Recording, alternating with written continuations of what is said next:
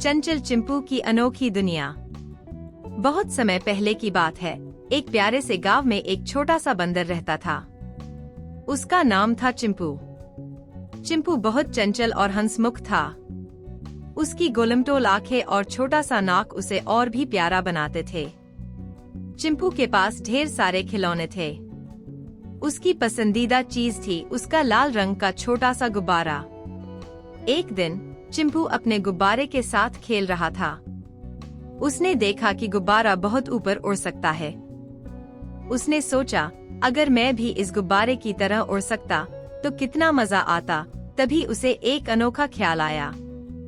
उसने अपने सारे खिलौनों को इकट्ठा किया और एक खिलौना जहाज बना डाला। चिंपू ने अपने खिलौना जहाज में बैठकर उड़ने का सपना देखा। उसने अपनी आंखें बंद की और जोर से सोचा, मेरा जहाज उड़ जाए। जैसे ही उसने अपनी आंखें खोली, वह सच में उड़ने लगा। चिंपू बहुत खुश हुआ और आसमान में उड़ते हुए उसने अपने दोस्तों को नीचे देखा। सब उसे देखकर तालियां बजाने लगे। उड़ते उड़ते चिंपू को एक सुंदर बगीचा दिखाई दिया। उसने सोचा, क्यों न यहाँ उतर कर देखा जाए। बगीचे में उतरते ही उसने देखा, वहाँ बहुत सारे प्यारे प्यारे जानवर थे। वहाँ एक खरगोश, एक तोता और एक छोटा सा हाथी था। चिंपू ने उनसे दोस्ती की और उन्हें अपने जहाज की सवारी कराई। उड़ते हुए चिंपू और उसके नए दोस्त एक रंग बिरंगे फूलों के देश में पहुँचे। वहाँ के फूल बहुत ही सुंदर और चमकीले थे।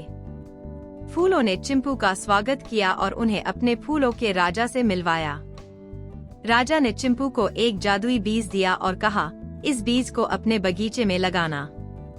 इससे तुम्हारे बगीचे में भी सुंदर फूल खिलेंगे। चिंपू और उसके दोस्त उस जादुई बीज को लेकर वापस अपने गांव आए। उन्होंने मिलकर उस बीज को जमीन में लगाया। कुछ दिनों बाद वहां सुंदर फूल खिल गए। अब चिंपू का बगीचा भी बहुत ही सुंदर हो गया। सब बच्चे वहां आकर खेलते और हंसते थे। चिंपू ने अपने बगीचे में एक मेला लगाने का सोचा। उसने अपने सभी दोस्तों को बुलाया। सबने मिलकर झूले लगाए, मिठाइयाँ बनाई और खूब मस्ती की। चिंपू का मेला बहुत ही सफल रहा। सब बच्चे बहुत खुश हुए और चिंपू को धन्यवाद दिया। इस पूरी यात्रा में चिंपू ने सीखा कि असली खुशी दूसरों के साथ बांटने में है।